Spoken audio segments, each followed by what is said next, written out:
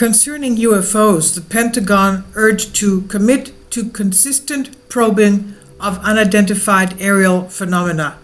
They call them UAPs, unidentified aerial phenomena, not to call them UFOs.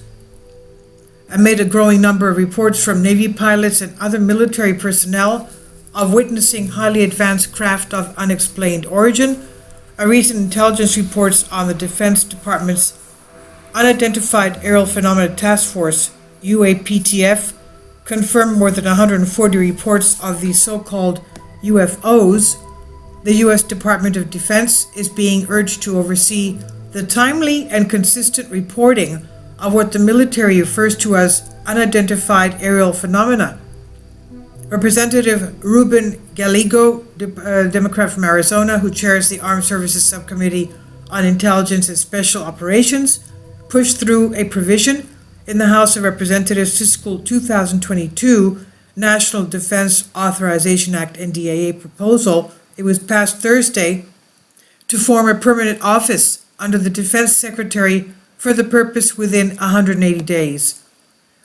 Officials would be tasked with carrying out on a department-wide basis the mission currently performed by Unidentified Aerial Phenomena Task Force to probe government and military reports of unexplained sightings in the skies. As we of course understand, this is national defense issues. The temporary UAP task force has been set up in 2020 after a plethora of reports of unexplained craft spotted in the skies were augmented by Pentagon-released 3 videos from the Navy. Please support my Patreon account since YouTube has again demonetized my YouTube channel. The daily posts are 5 videos daily, and they are totally different from what I have on my YouTube channel. Thank you so much for your support and that you find all my content so interesting. You'll find the Patreon account details in the description box below.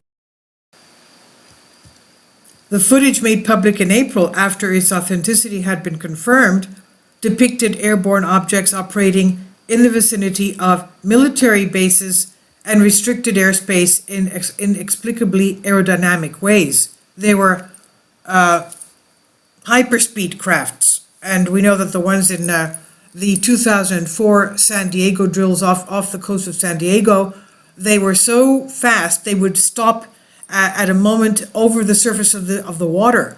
It was just things that we don't have technology today to do things like that. Now, the aerial phenomena observed in the videos remained characterized as unidentified, the agency revealed at the time, and according to the new legislation put forth by the Marine Corps combat veteran, the Pentagon office would also be required to share its findings on what is commonly called unidentified flying objects, or UFOs, annually with Congress. Data would be gleaned from a variety of intelligence gathering tools, ranging from satellites and electronic devices to human spies, stipulates the legislation. Gallego said, "I decided to actually put action to words. We had a briefing on this phenomenon. One of the things that came out of that briefing, without breaking too many walls here, was that there just needed to be a better data collection. There needs to be standardized data collection across the services," he said. There have been a total lack of focus across the national security apparatus to actually get at what's happening here. I think there has been a kind of a partial pastime of curiosity seekers that are within the Department of Defense, but there has not been any professional initiative across the defense enterprise. This is what the Arizona Democrat explained, cited by Politico. The new office will be seeking to synchronize and standardize a collection, reporting, and analysis of incidents regarding unidentified aerial phenomena across the Department of Defense, according to the provision.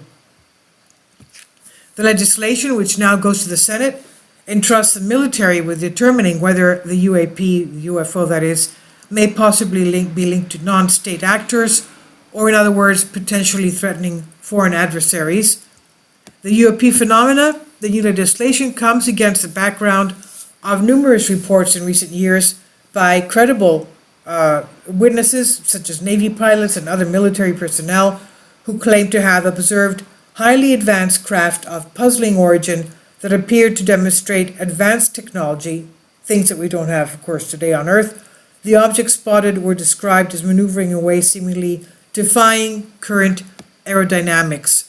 The report triggered a succession of classified briefings to members of Congress, but a public report in last year's intelligence bill concluded in a preliminary assessment in June that neither military nor intelligence agencies possessed enough information to make any conclusion regarding the over 100 reported UAP sightings.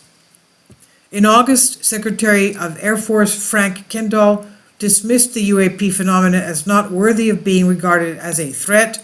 He says, "I don't consider it an imminent threat to the United States or the human race, these phenomena occurring.